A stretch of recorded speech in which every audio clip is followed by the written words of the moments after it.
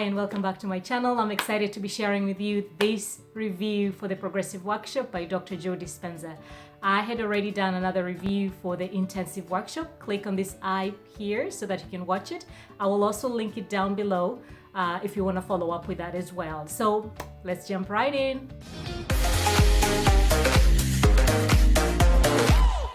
The Progressive Workshop has been amazing. I completed that, I would say, about a week ago. It is a series of videos that you watch. Each one of them is about an hour 40 minutes long, and it's divided into weeks. So you have week 1, week 2, all the way through week 9. With some of the weeks teaching comes a meditation. There's about 5 or 6 meditations in the program, but Dr. Joe does a fantastic job of explaining how you can follow through with the meditation and what the meditation really means. So that was another part that I didn't expect in the program, just for him to break down and tell you exactly how the energy will move from your first center all the way to your first center.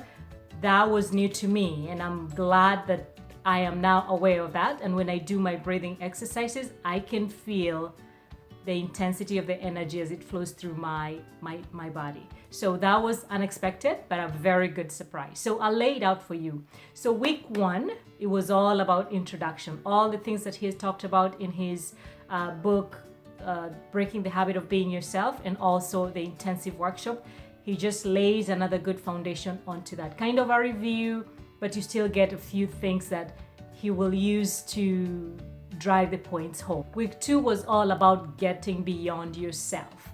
He always talks about when you go for his advanced workshops, what he does is to push you off the ledge, so to speak, like to really push you past the point where you normally stop. And I found this getting beyond yourself was a mental preparation of how you can actually alter your thinking, or pretty much break the habit of being yourself and become somebody else, so that you can move to that next level, so that when you get pushed, you soar. Week 3 is about finding the sweet spot of the present moment, being available to yourself. The reason why you haven't changed, or the easiest way to change, is to become aware of the things that you haven't been aware of, to become conscious of the things that you've been unconscious to.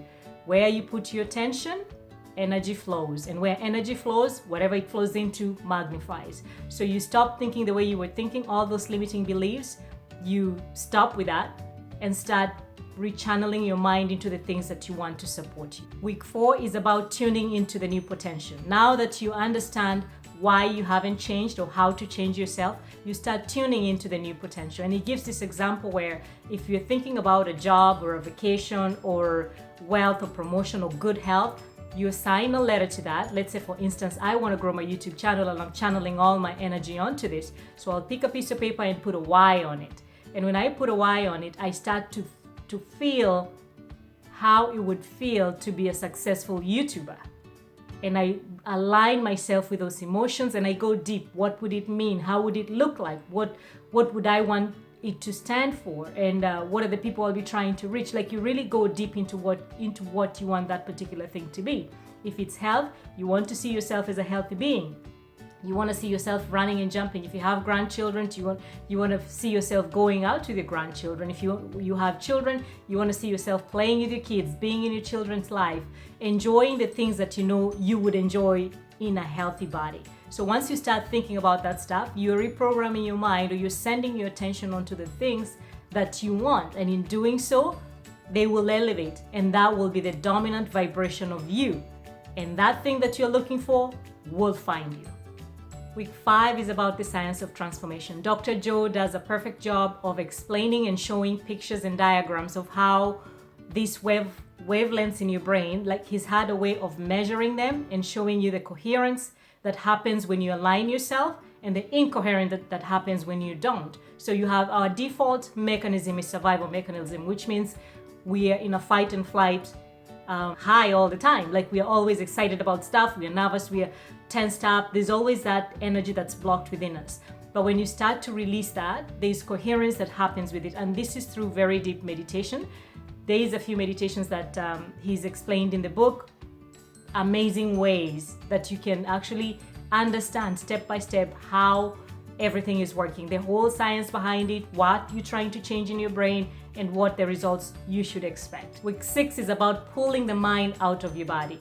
With experiences in our lives, our body has been conditioned to become the mind. It's become the master. Like you want to do something, but you can't because your body doesn't feel like.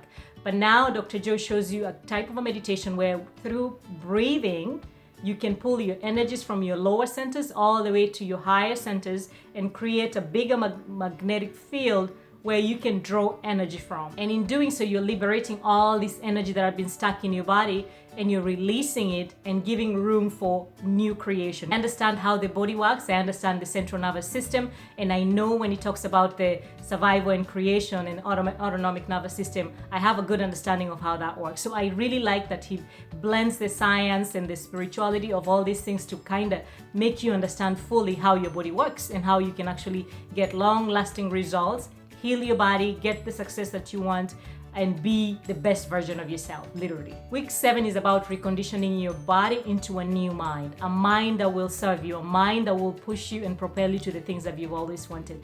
Now that you have cleaned up all that energy, you have pulled your mind out of your body, it's now time to create. It's now time, it will be the unfamiliar space, but it's the best time to create and the best time to actually let those things that you've always wanted to be. Week 8 is about changing beliefs into perceptions, and week 9 is about blessing of the energy centers. And a lot of Dr. Joe's testimonials on YouTube, he's got like over 300 testimonials of people who've done things and moved themselves to levels they never thought possible. Most of the people that healed themselves, this was their favorite meditation, or this is what they did most, blessing of the energy centers, just showing love to your body. It takes time when it comes to meditation, so you have to be patient with yourself.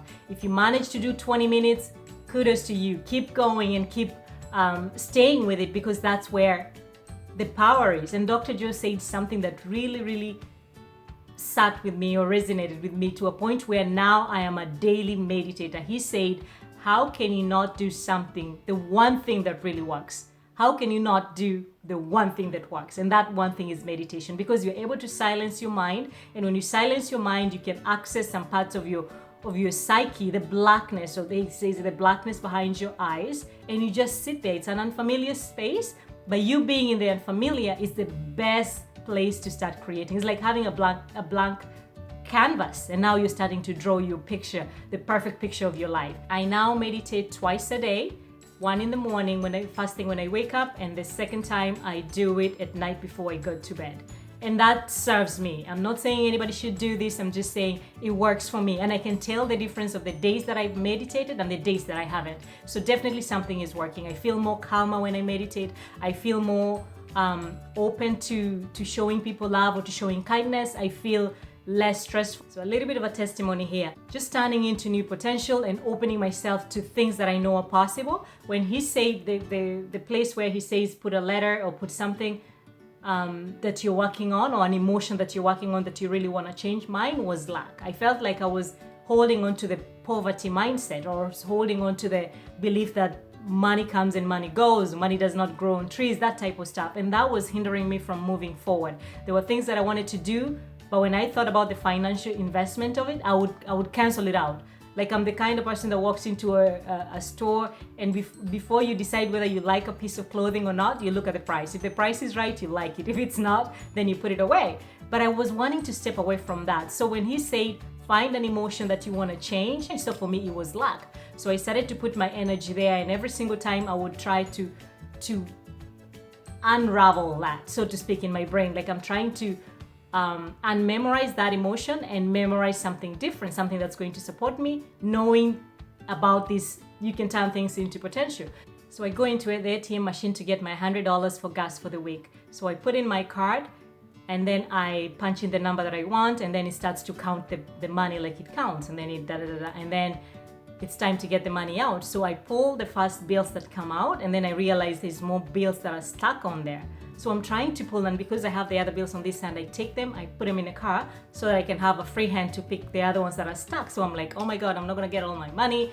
I don't even know what this is about. It malfunctions like that, and it just keeps going, and I can see the bills on the thing So I pulled the ones that I was able to pull out, and then I could still see the other ones stuck there. Then it malfunctioned and started giving me this message, wait a minute, blah, blah, blah. So I sat there for a while, it did whatever it did, and then the screen just canceled out, and I was like, oh, I guess I'm done. I had my card, I had my receipt, and I had my money.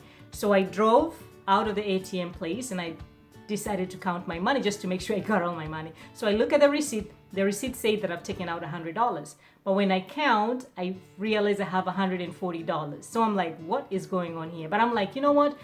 This is a bank. They're going to settle their own systems and they'll get their money back, whatnot. And I drive home and I come and I tell my husband this whole story again. And he's like, don't worry, it's a bank. They'll find out and they'll attach that money and they'll take their money back, whatnot.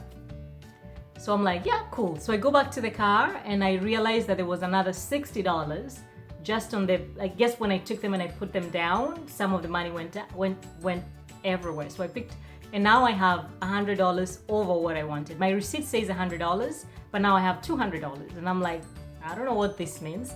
But at the back of my mind, I have a sense of calm, a sense of, like it's like the world is telling you, you know exactly what this is. And I know because I've been working with this law of attraction and this kind of stuff for a while. So I kind of know in my mind what's going on. It's like the universe is just opening up and telling me there's abundance of it. There's abundance of money. You don't need to worry. I got you. Just relax, calm yourself, and believe me. That's the message I was getting from that. I was like, okay, cool. So I go after 2 days, I go back to my online banking and I'm looking, I'm like, oh, so I'm sure they must have, if the bill is minus 200 because that's what the ATM gave me. No, it's still minus 100. And I'm like, okay. Again, yesterday I go to the store to buy a cake, just a $5 cake, a dessert for the evening. And I realized, there was a sign on the door that said debit machines are not working, but I had $5 in my wallet. I was like, I'm just gonna pay this thing cash. I go, everybody's waiting in line. I guess it had broken down for a while. There was a lot of people in line, but the lines that were cash only were much shorter. So I just go, I pay for my thing. The cashier rings it and then he's like, oh, because of the inconveniences, they are giving back customers $3. So for $5 cake, I bought it for $2. Really? Really? Thank you, universe. Thank you. That's all I gotta say about that. So there's a few things that I'm realizing, and that's just in the financial space. If I told you things about my life, just people that I'm meeting, people that I'm talking to, things that are coming to me, just downloads of information that are coming to me and ideas of what I should do with this, that, and the other, they're amazing. So I am a strong believer that this works for me. I always want to share it with people, and that's why I'm doing this video. So thank you so much for watching. Do not forget to give this video a big thumbs up if you like it. Subscribe to my channel, hit that notification bell so you don't miss any uploads. Comment down below, let me know if you have any questions, and I will see you on the next video.